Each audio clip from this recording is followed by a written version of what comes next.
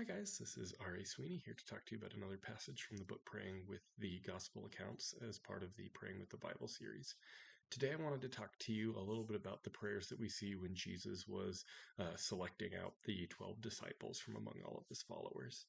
And so, really, kind of where I took this passage, I focused a lot on the parallels that you see between the story of Jesus going up the mountain, selecting the 12, and really kind of kicking off the movement of God's newly created people, comparing that back to the story of Moses going up Mount Sinai after he'd led the people out of Egypt and through the waters and everything.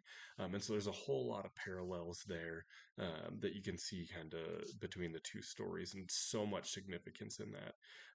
But really, what it kind of reminded me of more than anything is in that story of Moses, throughout the whole time that they were at Sinai, Moses is going up and down that mountain constantly. It's not real clear in English, but when you really follow through, he's 7 times he goes up and down Mount Sinai, which is not a huge mountain. It's not like he's scaling Everest here, but I mean, it's still, he's walking up and down the mountain 7 times in a very short period of time for this story.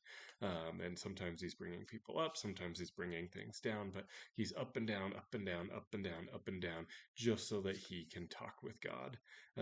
And then you come to the story with Jesus, and same thing, like, he's got his disciples with him. He could have picked to just, one day they're, sitting around having lunch, eating some broiled fish or whatever, and just been like, hey, 1, 2, 3, 4, 5, 6, 7, 8, 9, 10, 11, 12. You guys, yep, you guys are the 12. Everyone else, you can still follow and be learners, but you're not the 12.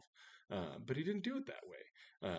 He didn't, he wasn't just like sitting around or even walking, somewhere, because he was walking all the time and just kind of praying as he went, like, hey, God, here's kind of what I'm thinking and what I want to do, or what do you want to do here? What are you seeing? Those sorts of things. He he actually put in an effort to it. I mean, he trekked up a mountain to, be able to recreate this sort of experience that Moses had.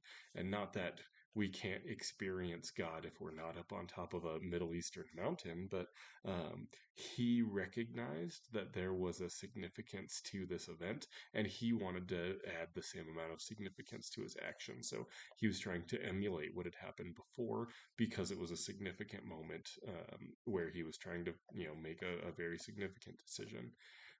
And so it really just kind of struck me with the idea of how hard do we work. We have the benefit of being able to pray whenever we want, wherever we want, in whatever circumstances we want. Soon as I want to, I can be face to face with God, praying to him, without any effort. And I think that's good, and I think we should take advantage of that as much as we possibly can. But I think there's a loss of that formality, where we do take that for granted. And so I can pray in my sweatpants while I'm sitting on the couch, during a commercial break if I want, just mute it and quick prayer, which is great, but it's not.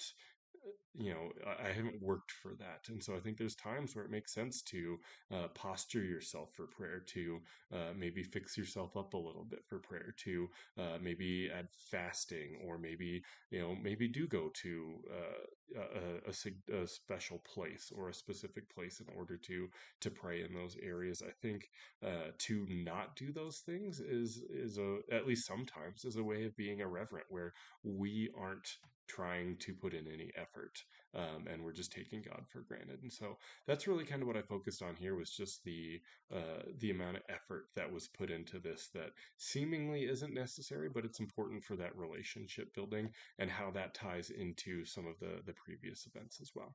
So that's what I wrote for this. I hope it was a blessing. We'll see you next time. Thanks.